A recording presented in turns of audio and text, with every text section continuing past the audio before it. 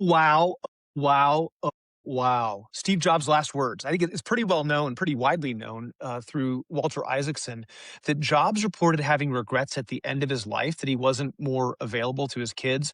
Lots of discussion about what "oh wow, oh wow, oh wow" means. And at 56 years old, I think most people would say Jobs died too young. And so, Randy, we had an experience recently where we asked people about their future, and it was pretty eye opening for a lot of people in the room. Yeah, I sat and listened, and everybody, it was really, where do you see your life in 10 years and what do you need to do now to oversimplify it to get there, right? And everybody, when they were asked, almost to the person, talked in 10 years about spending more time with their family, their kids, their spouse, traveling more, having more fun, having more quality time, things like that. That was their focus and where they wanted their life to be in 10 years. And I remember you would ask them, or one of your standard follow ups were, what skills do you need to work on now? And almost without exception, those skills were all work related, right? So there was this disconnect. And I would watch people talk about 10 years. There was one thing important, but yet what they were prioritizing was a completely different things. There's and I think that's true for a lot of us, right? I'm as guilty of it as anybody because I think my answers were the same. So let's talk about that disconnect. Why do we say we want one thing but then we go do something different? I think a lot of people think they have to do something at work so that they can do something for non-work later. And I think that is a really big challenge that, sociologically, we didn't have those choices, in millennia past. And, retirement is a political construct that was created by a politician who wanted to get old workers out of the workforce so he could get young workers who were unemployed into the workforce. And that was so it was really a political construct. But the reality is that for most of human history, we've had both family and work had to coexist for people's lives in its entirety. I actually didn't know that was where that came from. That's interesting. So, I mean, yeah, I watched the challenge, right? And I think so many of us feel like we have to work, to your point, that that's how we're going to be able to travel. And maybe I know, Anthony, you have some concerns about that, about this whole topic, and maybe we ought to put those out right now, right? Because some people don't feel like they have a choice. Yeah, and that's what we were talking earlier that, we're we're all three very pretty successful guys, and we've had interesting journeys, different stages. But for a lot of people, the only choice they have, at least they think the only choice they have, is that they have to work and work to make money and sacrifice friends, family, everything else for the sake of the job. And it's, I don't think it's getting better. I think it's getting worse. Talking to people specifically in the tech industry and what's expected in terms of effort, just raw physical effort in that industry these days. I mean, it's expected in a startup mode to work Saturday, Sunday. Who was the one of the I think it's Anthropic, or I don't want to throw anyone under the bus, but they have a Saturday morning staff meeting. I mean, that kind of follows up your weekend. I mean, if you got to get up and go to work on a Saturday morning for a staff meeting, I don't know how long it is, but it is a staff meeting. That's tough stuff, you know. I mean, that's not different than Walmart used to have a global meeting every Saturday morning. So important that they put an entire satellite system into space that had, I can't remember how many dozens of satellites, just so that Sam Walton could speak to the entire team on Saturday mornings. I don't know if it was every employee, but it was certainly management level. And I think, if memory serves correctly, it's been a long time since I've read about it. I think that was a Saturday morning meeting as well. Yeah, yeah. I Yeah, mean, it's we've everyone here has thrown themselves into their work to the detriment of the other four Fs at some point in their career. And sometimes, you know, let me put it this way. I'm not sure I didn't have other choices. I, I was really enjoying it, maybe, or maybe our listeners, I'd rather do this than that. But as we work through this meeting today, um, what's striking me is, how do you balance or at least be conscious of your 5 Fs at all times? How do you do? Is it possible to do that? Um, that's what I want to learn about today. Yeah, I heard a quote a few days ago. I think Mark Andreessen retweeted it, and it was, "I've yet to meet anybody that's working less because of AI." And I've really kind of been sitting with that and thinking about it because that's true of me, right? Like there are plenty of things where it's made me more efficient, more productive, but I'm actually working more because of AI, not less. And I think when I think throughout history, that's what's happened. I think for the most part, we get new technology and it just allows us to cram more and more and more into our day. And we're not working on what we say is important to us. And really, I don't want to tell people what they should think, but I think most people would agree that the family, the fun, all of that different stuff should be prioritized much higher or much more highly. This is the tyranny of the urgent, right? Which again has been a part of human existence forever. And so, two mental models that I would offer as up for discussion for us today. One is that it is a lot easier to work on work when you understand what the work is. When I was especially early in my career, less so now, but still to some degree, like the skills of relationship, the skills of family, the skills of community, I wasn't naturally good at those things because I wasn't brought up in an environment where it was called out to me. And so I had to like technically learn how to be a better friend, how to be a better family member, how to be a better father. And I know that sounds really cold and clinical, and Anthony's going to give me crap for it. I get it, but I didn't know. And so I needed to go figure out the formula. Like there's a reason I'm better at baking than I am cooking in the kitchen because baking is really prescriptive and it tells me exactly how much salt and exactly how much of this. And it makes it so that I can learn something because it tells me how to learn it. And then I can learn how to cook where it's a little more creative or whatever. But most people, when they learn something, have to start with high structure and then get more creative. When you go from creative to structure, it doesn't work. Structure to creative does. So one thing I'd say is we have to have the mental model for things other than work.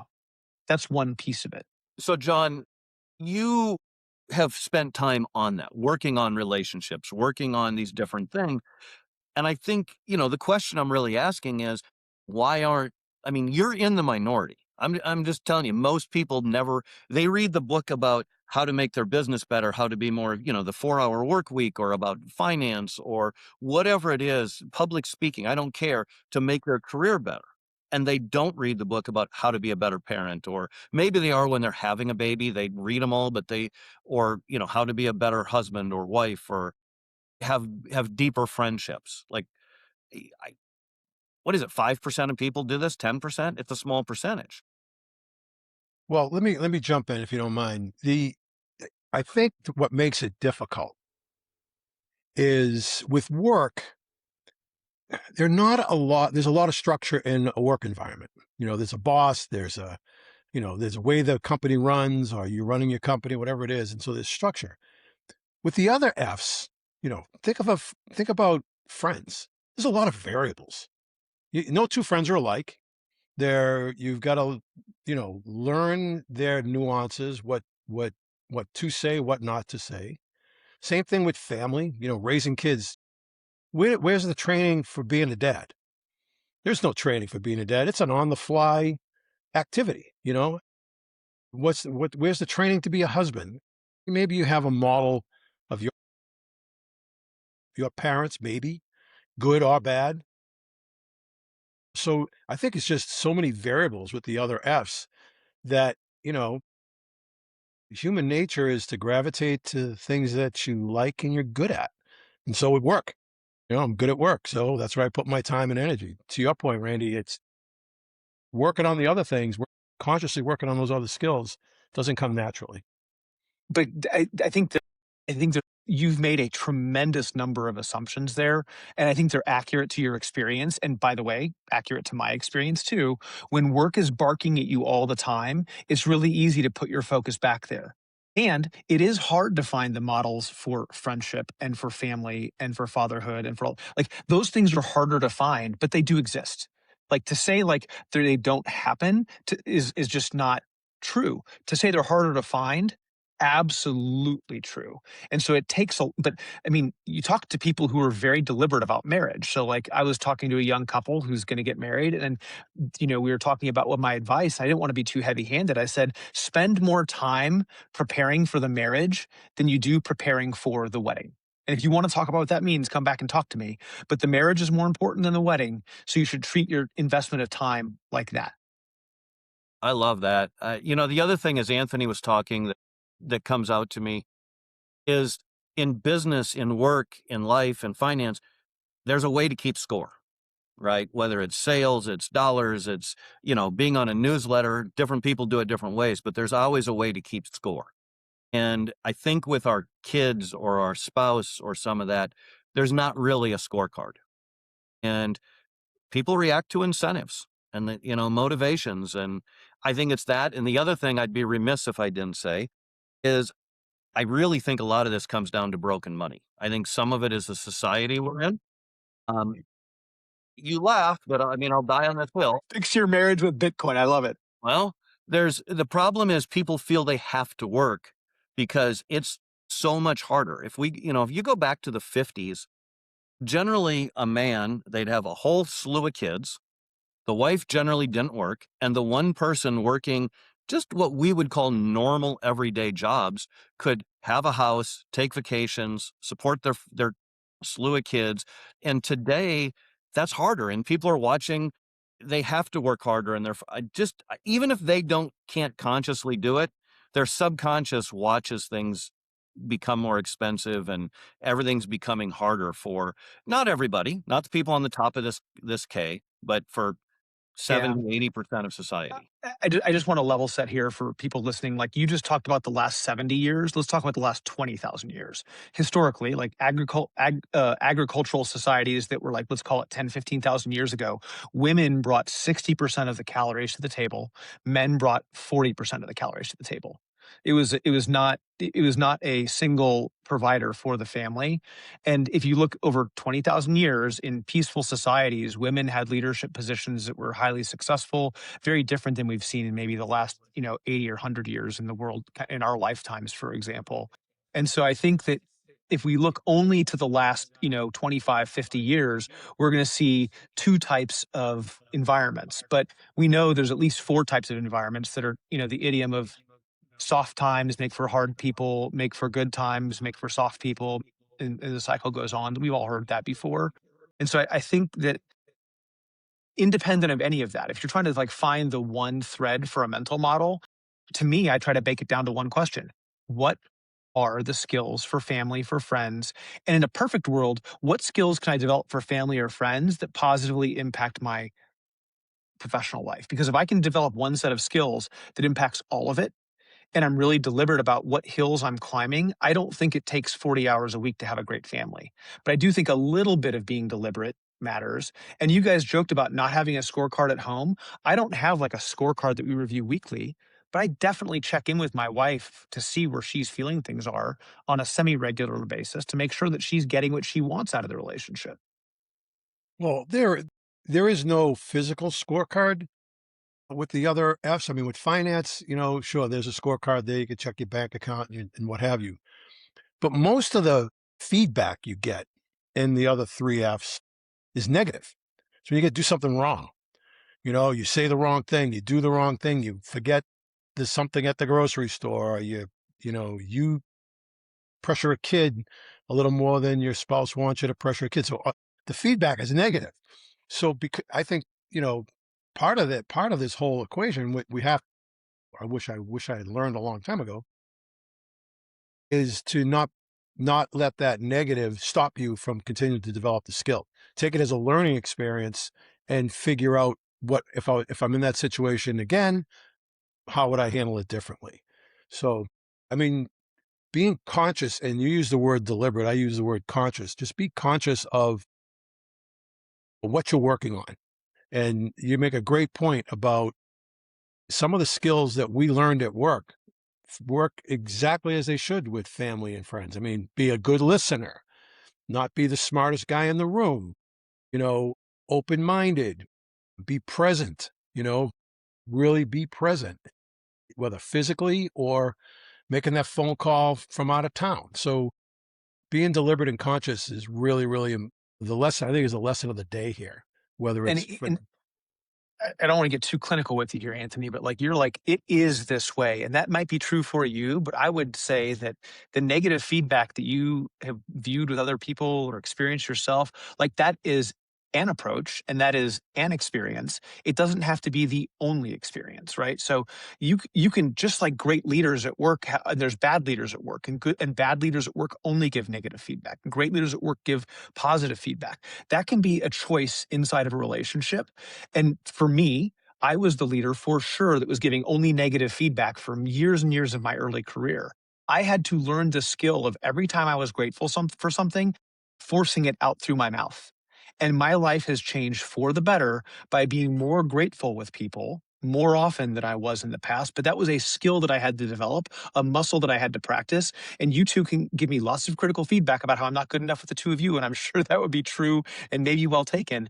But it's, um, someone corrected me in marriage. They said that the Gottmans found that in a positive marriage, there was 5 positive pieces of feedback to 1 negative.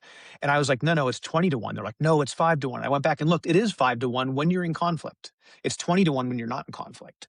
And so there are measures of things in the 5 F's that we can pay attention to. So in family, and if you're not in conflict, 20 pieces of positive feedback to 1 piece of negative feedback is a ratio for happy couples. If you're in conflict, it's 5 pieces of positive feedback to 1 piece of negative feedback. So there's one measure inside the 5 F's that people can use to grade their own paper, hopefully not to grade their partner's paper, right?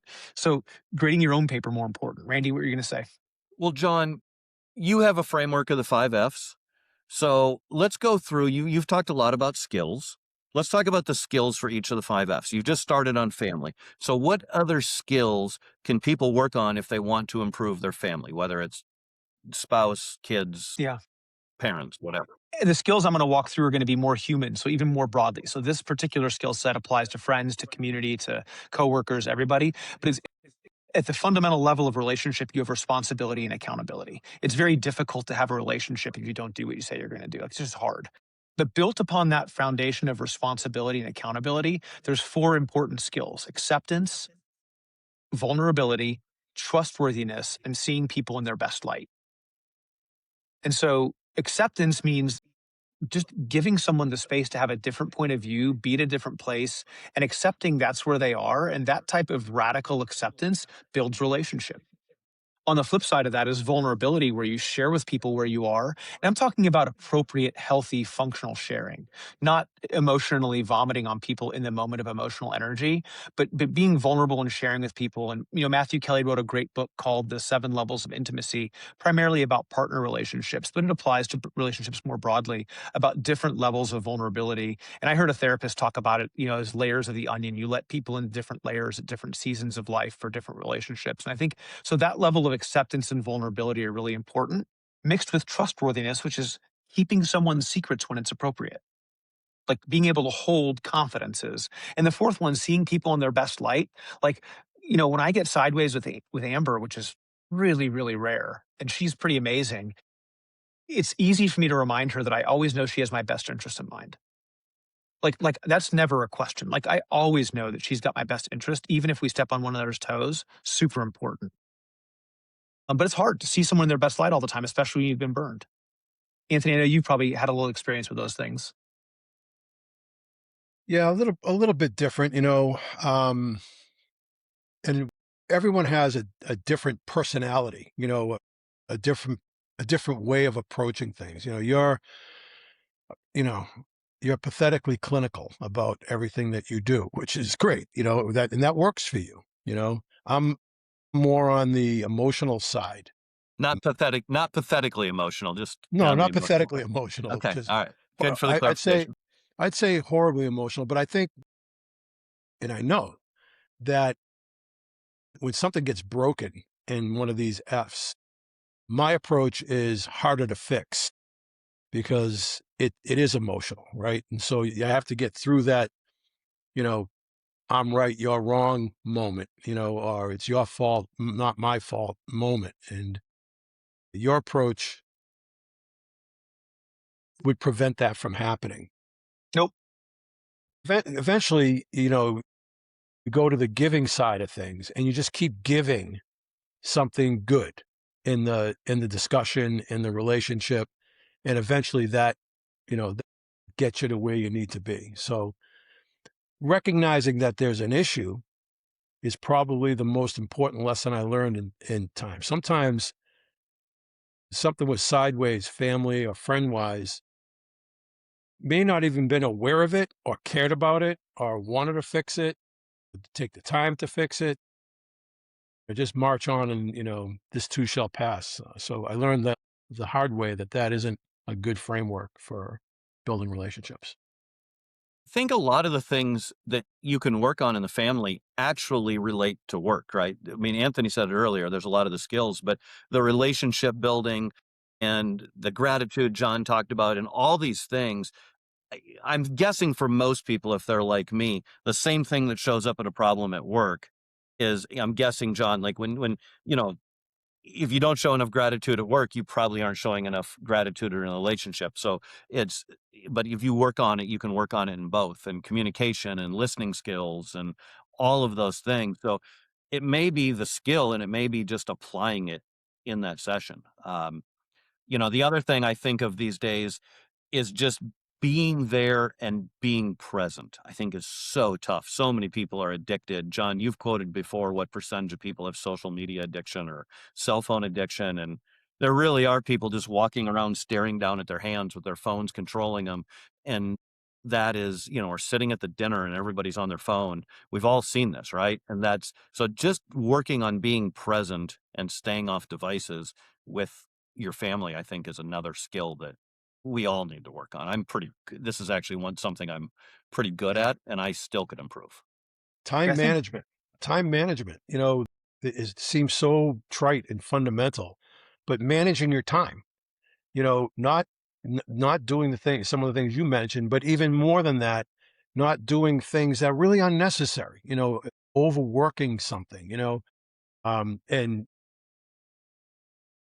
John taught me block scheduling a long time ago. That was really helpful in running a business. It's also really helpful in being able to block some time to plan a trip, block some time to get a dinner reservation and things like that. Yeah, I think time management is something that gets away from us. And when you go back to managing it, you suddenly free up time. so. Hard skills, soft skills, right? So I'm teaching my 15-year-old time management at age 15 right now.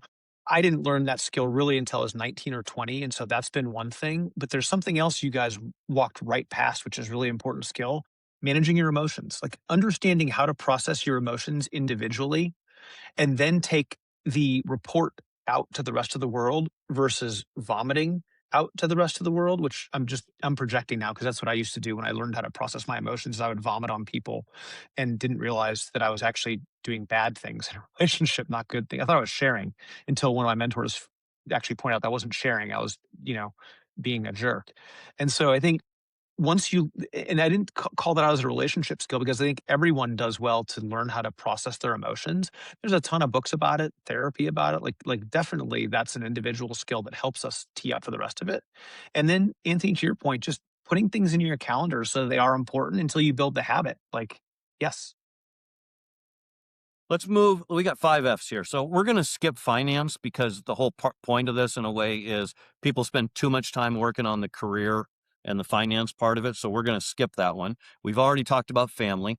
Let's go to friends. I think friends and community is pretty similar to family, other than just which one are we prioritizing? Are we prioritizing in wherever that balance is? So what skills can people work on in friends and community that are different than the family one? I think in addition to the things we've already talked about, which are very important for friends and community, it's putting things into the calendar where you're driving that connection in terms of timing, being out with people. And then I think being really, again, conscious of deciding where it's too much. I've met people that have their social calendars booked out 6 months in advance. And when something else pops up, they're not able to be there, you know? And so I think it's just really important and everyone's got a different set of thresholds for how they want to do that, when they want to do that, seasons of life. But like I've got a date night with my wife once a week, pretty standard on a Friday night. This last Friday night, we had a kids event, so it didn't happen. We didn't have the same type of date night. We had big plans with friends on Saturday night. So having both the structure, but also the flexibility. You guys give me crap about being so structured on this show sometimes. But I think that's the way it comes off when we're talking about it versus what actually happens in reality. And so I think having the structure about how do you want your friends to get together? What is the structure and the timing? And then balancing that with the flexibility to be able to rest, relax, recuperate, and all those things. That's a practice and a habit. And in my experience, it changes from season to season in life.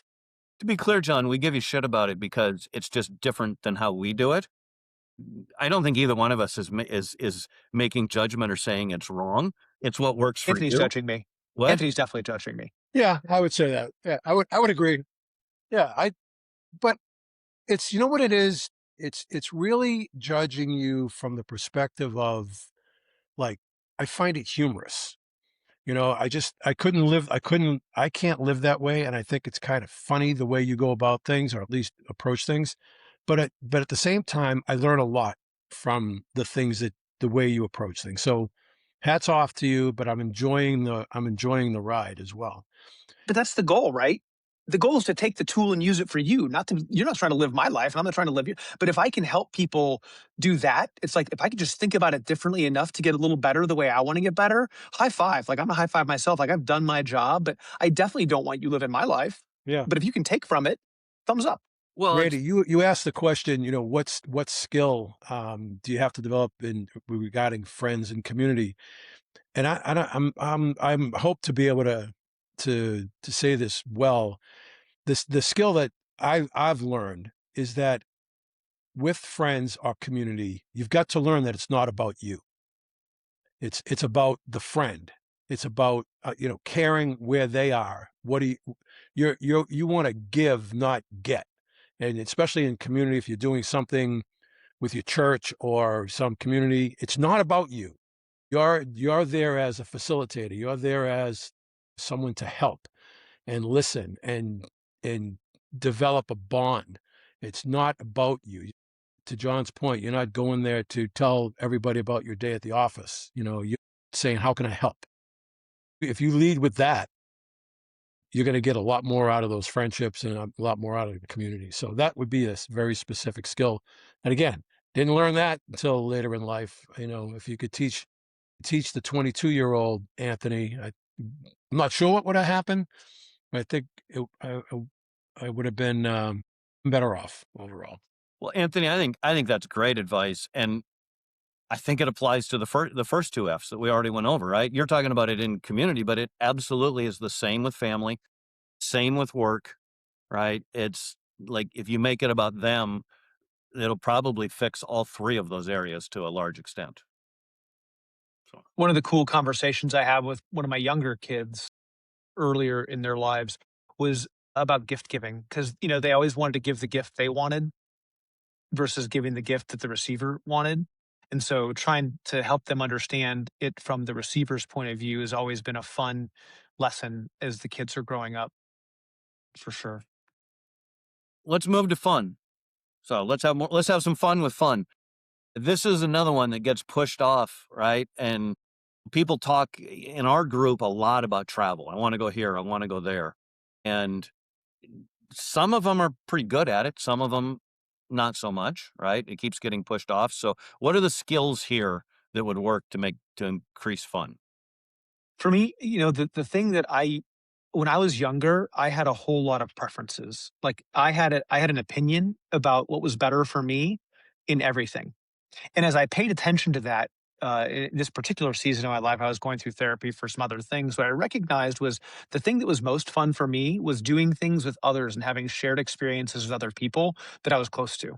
And so when that became clear for me, I realized how few preferences I had that truly mattered to me. And the guy that I was going in therapy with at the time said there's capital R right and capital W wrong. And there's very few things that our society has said fit into those things. Like, murder generally is considered wrong, as an example. And so, but most other things are preferences. And when I recognized that there were so few preferences that truly mattered to me if I was doing things with friends, then it became about having experiences with friends. And, and so like it can be a 10-minute experience or a 10-day experience or anything in between. But like for me, what's become most important for fun is having experiences with friends. And there are things I don't enjoy as much and things I enjoy a whole lot more. And I tend to drive my friends to things I enjoy a whole lot more. So I've got season tickets to a soccer team here in Austin, and I do that. But there's things I enjoy less that I still want to do with them. And so I try to say yes as much as I can. And that's been the big difference for me, Randy, is trying to start with yes as the answer to someone when they say, do you want to do fill in the blank? I try to always say yes, unless it's skydiving. Anthony, what's helped you with fun? Yeah, I approach this topic very, very differently. I don't think of it as things, as a starting point. Fun to me is now, in this season of my life, which is a little bit later than yours, is always being in a good mood. Just being, like, happy with where I am at the moment, and then that leads me down paths to the different things in life, like, I'm feeling really good. I'd love to go back to Italy. Let's plan a trip or find out, hey, do you want to go back? Do you want to go back to Sicily? Let's have a conversation because you're in a good mood. You're upbeat. And so when the friend calls and says, hey, I got tickets to the Knicks game or something, you know, you're in a good headspace. You can have a good conversation around it and decide if that's what you want to do. When you're uptight, when you're like all about, oh God, then I'm just not feeling what a crappy mood I'm in and so on and so forth. You don't have clarity. You don't have an open mind to things. So I've been really working hard at just trying to be in a good mood all the time. Doesn't happen all the time, as a person I live with will tell you very quickly, even in this particular moment. So before we're done, I need some counseling, but just having that mindset that things are good now and they're going to be good tomorrow. What else can I layer on this cake? How do I put icing on this thing? That's So something I learned much later in life. I want to dig more into this. And as much as I want to give you shit about this, I have to give you your flowers because I have noticed in the last 6 months, give or take, that you have been way more positive, less grumpy, right? Like historically, you were the big teddy bear, but you were the tough, rough part of Boston, corporate, you know, you kid get off my lawn. I don't know, maybe that's a little far, but and I have noticed We more got all the way to get off your lawn with Anthony. more yes, you've been lighter, you've been more positive, you've had like what do how have you done it? Like what steps have you taken? What's worked for you there? You know, well, so let's dial this back to the beginning of the conversation. I was working. That was the focus of my life, was generating an income to get me to my financial finish line. So that was my priority. Now, still the happy guy underneath, the fun loving guy, the jokester and all that, but it didn't come out, you know, 80% of the time. It came out 20% of the time.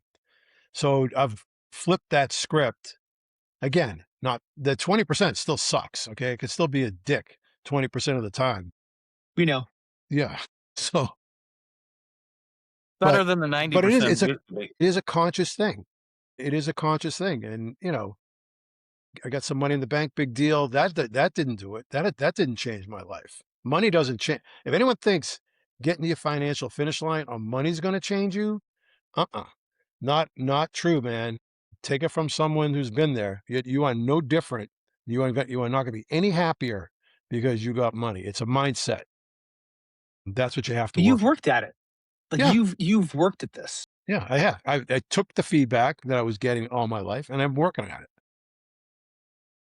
But I think as we go back to the beginning of the conversation, why do people neglect the other four F's?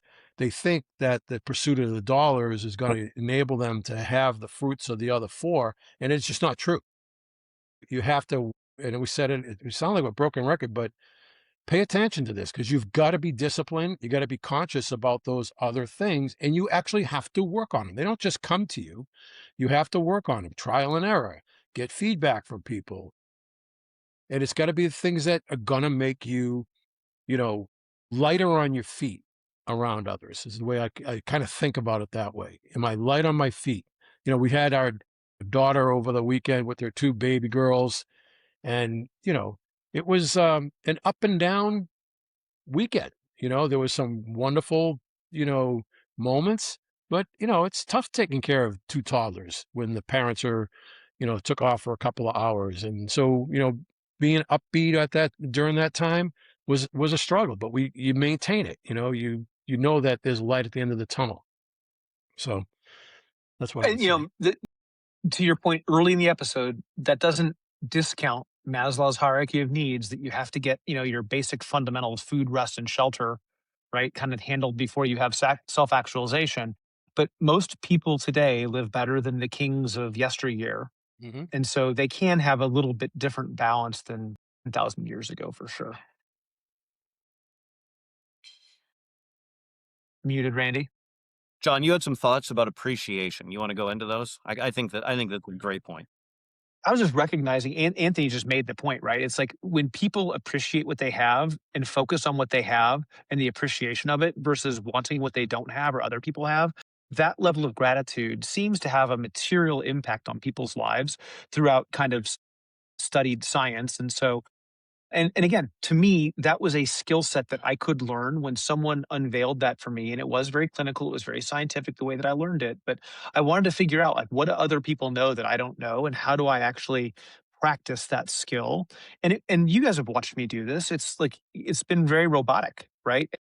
And Randy, you've been around long enough to have seen a lot of that transition with me. And so you can talk to what it was like, you know, 14, 15 years ago when we first met. And so I hope you've seen a change and an improvement. God, please tell me you do, or lie to me if you haven't. But I had to Well, I'm practice it. not going to lie. Yeah, there's an old Sheryl Crow song. It's not about having what you want; it's wanting what you have. And that's a tough. That sounds so easy, but that's like weightlifting. If you don't lift those weights every day, your muscles are going to atrophy. If you don't have that mindset every day, you're going to revert right back to, getting the boat or whatever the hell, is of interest to you at that moment. It takes effort to live that life. My favorite quote about this is that comparison, I don't know who to give credit to, so I'm just going to say Randy Lorensen, May 11th, 2026. But comparison is the thief of joy. And I think that's really true, right? I mean, I think about, I've got a friend of mine, he's a billionaire, and he's like, I'm so poor. Like, what are you talking about? And he doesn't even spend that much money, but he is friends with Elon Musk and John Mackey and some of these other people. And compared to them, yeah, he's poor, right? But if you're always comparing yourself to people that have more, you are going to always be miserable. Yeah, that's right. All right. And fitness, we're just in the interest of time, we'll leave that for a future episode. I think people have a pretty good handle, you know, what there is there and just what to do. Let's real quick before we wrap up. Is there a contrarian point of view? I know Anthony put it in Anthony words. Are these rich people problems, rich people questions? Does this apply to everybody? You have some thoughts there. Oh, I think it's the what we're talking about does apply to everybody. Is it easier? I don't think it's necessarily easier. I think you have more opportunity for some of the things that we're talking about. Earlier, we were talking about the two income family that we've evolved to in this last half a century. The fact of the matter is, the two working parents existed hundreds of years ago. Somehow it disappeared, and now it's come back again. So, um, not exactly sure if they were, in an agrarian universe where there was much fun and there was certainly fitness, right? I mean, the work was fitness. So it's just a different time. So, okay, so what? Different time now. Within the constraints we have today, you know, how do we best optimize it? The people listening to us today are going to run the gamut. They're college kids with, you know, 6 roommates, and then there's people that, you know, have quote unquote have it all. So it applies to everybody. Yeah, but I'm thinking for me, I'm thinking about taking trips, right? And scheduling things. And you guys are both better at this than I am. But some people, it might just be going and whatever, doing a sport they enjoy at the park, or there's freeways, or hanging out with friends. I mean, some of the most fun I've had in life, came from that. But I can see how people think, oh God, this doesn't apply to me, or I have to work because, Yeah, you're shooting up, you know, for bigger things. Teaching an 8-year-old how to ride a bike is doesn't cost anything except the cost of the bike, and it's fun as hell to do. I mean, there's some scrapes and crying and whining, but you know, that's a fun thing to do. So making the time just to do that can have can increase the value of the family and the fun. Two things with one. Yeah, maybe 6 of us were playing dice a few weeks ago with Farkle, which I'm not sure if you played Farkle or not. It's 6 dice and a piece of paper with the explains rules. We were belly laughing, crocodile tears, like just the craziest stuff happening. There was no money involved. It was just 6 dice and 6 people and a ton of fun. And Yeah. so I think, yeah, the simple things can be the best things. yeah, look, let's put a bow on this thing. There isn't necessarily a right answer. My goal for this is that people think about, what life do you want in 10 years? What do you need to do now? And I guess, we didn't talk much about this, but can you just start living the 10-year life right now instead of waiting 10 years? And are you putting skills into the things you really want versus work, right? And maybe that means delayed gratification, right? I'm not saying that's wrong. Some people, we talked about last week, different financial things. Some people want to just work their tail off till they're 40, save 70% of their income and retire. And if that's right for somebody, and then they want to start a family, I'm not trying to make judgments. It's just get people to think about it. So we're going to go to break. When we come back, we'll be back with the abundance briefing like normal. In the meantime, while you're listening to the ad, you can hit the thumbs up button, subscribe, and all that good stuff. Here are tales of abundance. We know that fitness is just as important as money or milestones. It's one of our key 5 F's. For lots of us, taking care of my body while I build my life is one of the more time-consuming and difficult goals to chase. That's why we're partnering with AG1. It's a daily drinkable habit. Less than a minute, that's formulated with 75 plus vitamins and nutrients and designed to support energy, digestion, and immune defense. It even has a few grams of protein that we're all chasing these days. And if you want to try it with our affiliate link, you'll also receive a free AG1 flavor sampler, plus vitamin D3 plus K2 with your welcome kit when you first subscribe, a $72 value. Go to shop.drinkag1.com/tales. Welcome back. Dr. John, let's talk about the new stuff that's come out about OpenAI's clinical assistant AI is getting better at diagnosis. And what I find really interesting is that in triage cases, OpenAI's 01, which is a model, gave the exact or very close diagnosis 67% of the time, compared to human physicians that do it 50 to 55% of the time. So I'm guessing you have some opinions here. So take it away. Yeah, I mean, and a couple just disclaimers. I haven't used their new ChatGPT for clinicians yet. Haven't played with it. And Dr. John is correct, but I'm a behavioral health guy, not a clinical physician or a physician at all. So, yeah, but I think, look, at the end of the day, right now, AI is taking massive amounts of information and helping humans who want to use it get a lot better by having that information more effectively. I would definitely not let a physician use AI to diagnose me without the physician looking. Like, I just don't think we're there today. There's lots of opinions about whether or not we'll ever get there. But at the end of the day, I think AI is taking vast amounts of information, making it readily available in the same way that we use computers today, where we had, physician desk references of the past for pharmacology and all types of medical textbooks that took research. It speeds people up for sure. Is it irresponsible for a physician to not use AI in 2026? I mean, I think it depends on what the physician is doing, right? I think it depends what the specialty is and where they are with their patients and how they're applying AI. Certainly, I would think as a patient that I want to feel comfortable at the very least bringing my AI backed research into a series of questions that I can bring to my doctor. And the problem with that, of course, is that bad prompting leads to bad outcomes. And so it can freak people out. And so a great example would be where we've seen patients bring in labs that are like, online products that people go and they buy an extensive set of labs.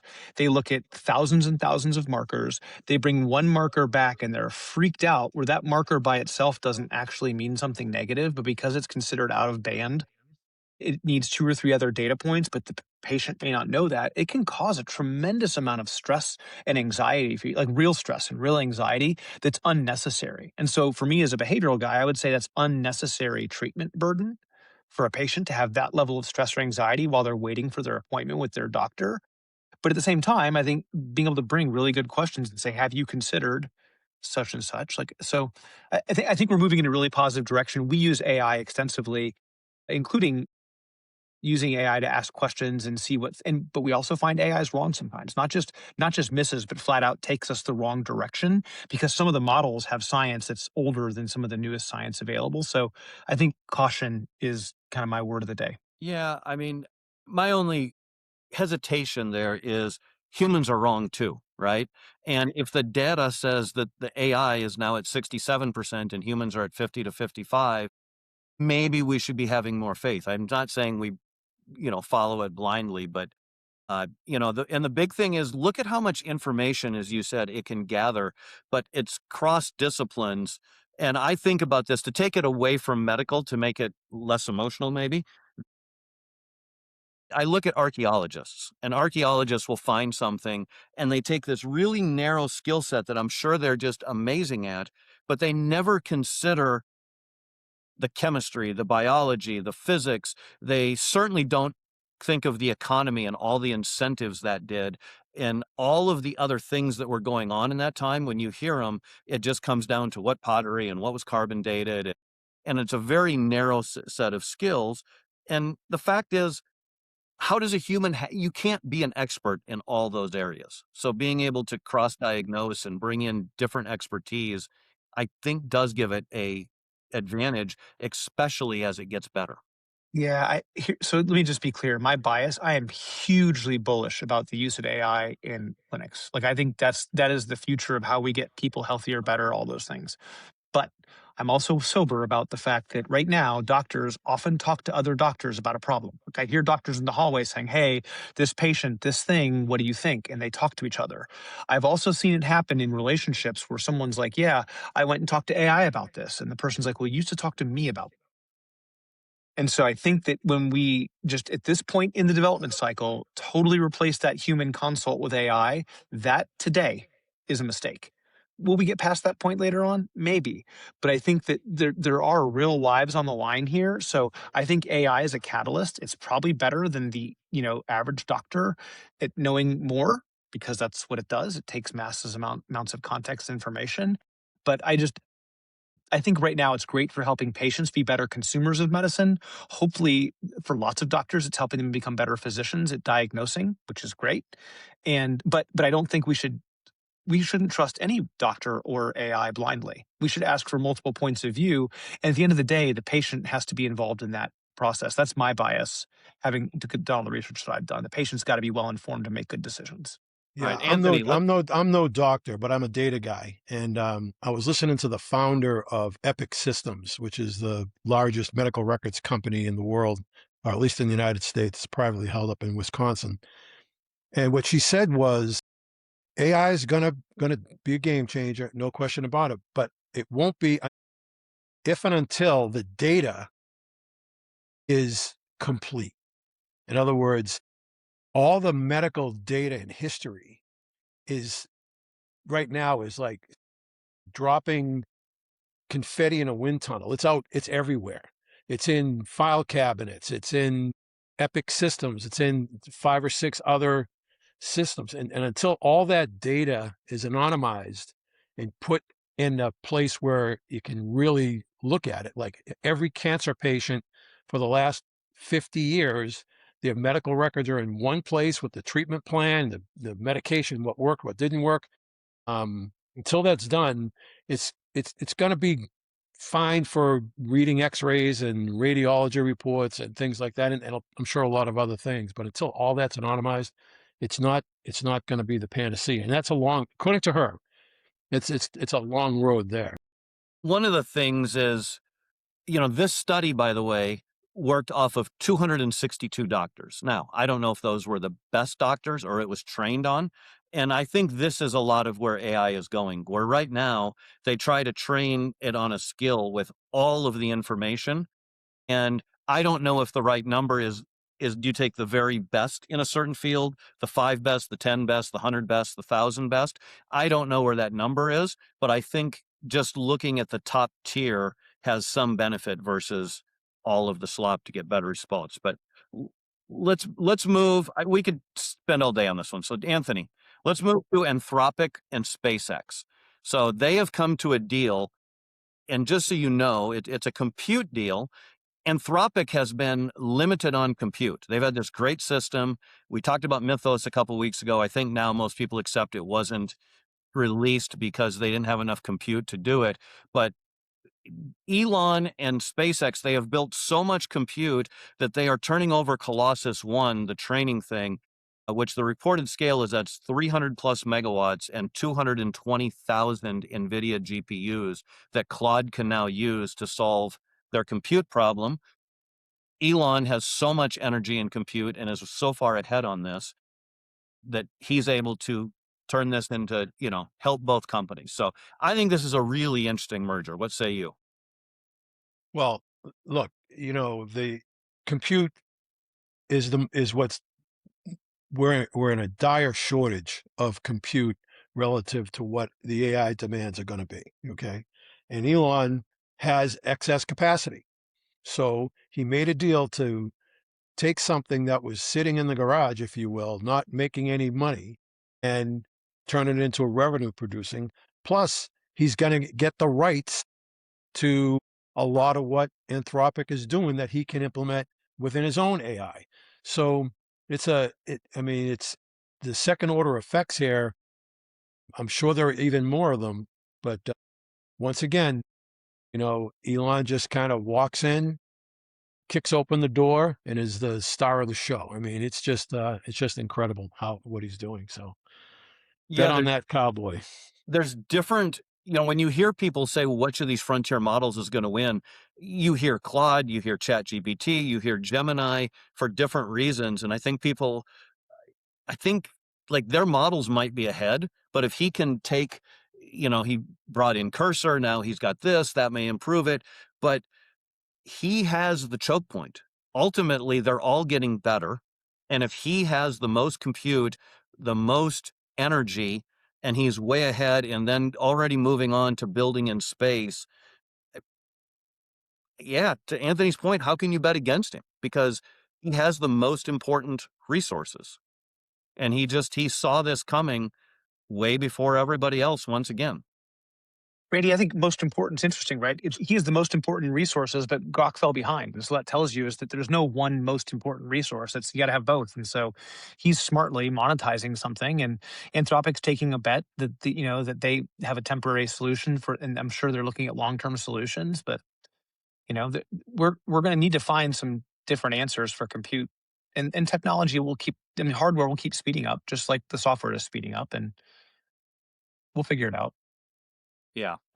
Well, and with that, right, all the data centers are getting, what is it? Around half the data centers that were going to go up are now going away. And some of them are going away because of protests, but most of them that have gone away have just been because they can't get they were going to build them. And then they realized we can't get the compute, we can't get the energy. And so we just talked about the space center, Elon and about 10 or 20 other companies now wanting to put data centers in space. But Peter Thiel just backed a floating ocean data center.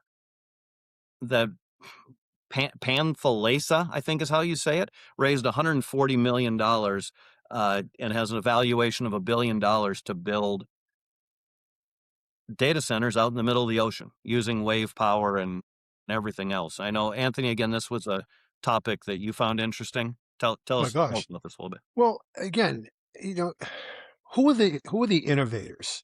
Who are the people that are going to solve this problem? It is a huge problem, and I think the tech industry just didn't prepare itself for this.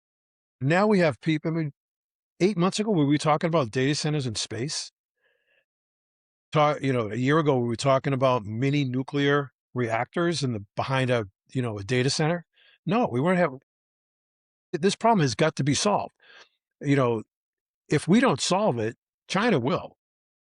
China has, I think, I'm going to get this wrong, hundreds of mini nuclear sites under construction right now. They have more solar than they can use at this point. So these guys better figure this out. And I think guys like Peter Thiel, who, has got a history of being an innovator along with Elon, I think they're pretty close, those two guys. I think it's exciting. I think they're going to figure it out. These guys are brilliant. And the one thing they have is resource. They have the money to place these bets.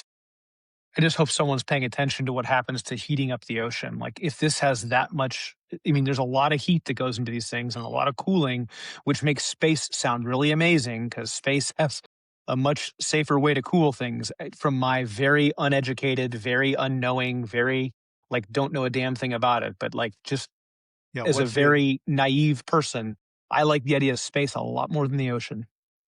Yeah, that's an interesting question. I had the same question, John, and I just don't know enough to know. I gotta believe heating the ocean is not great for the fish, the wildlife, the plants, whatever that live in a Planet. certain temperature, right? Yeah. Yeah. So, all right. Well, if nothing else, I like that there's competition, right? There's free market. We've got all these different options. You see nuclear coming back. Now you're seeing the ocean. We got people going to space. We just need one of them to be a home run, right? And humanity benefits and we have more abundance from one of them. And our last topic, this is kind of a fun one, but this is really interesting. A a study came out and 44% of Gen Z workers admit to sabotaging AI rollouts. 44% doing it. I actually heard a number 65% at some point, but I couldn't validate that. 44 is what I could validate. So what are your guys' thoughts on this?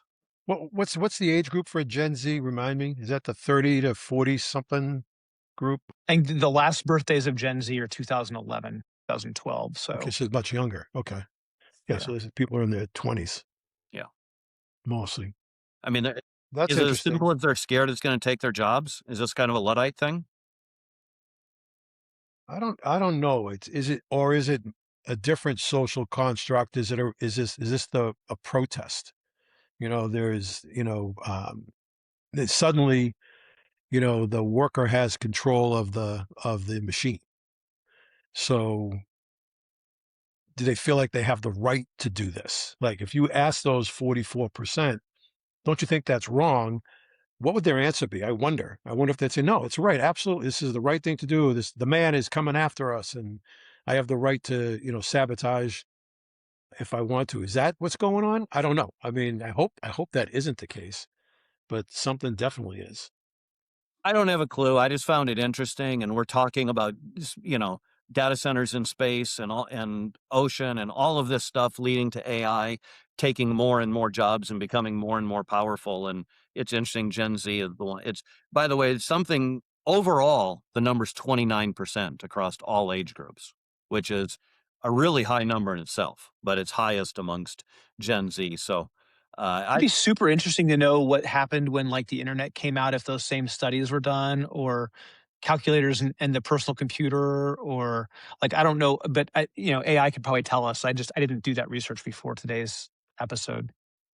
All right. Well, let's everybody go out, spread a little abundance in the world, and we will see you all next week.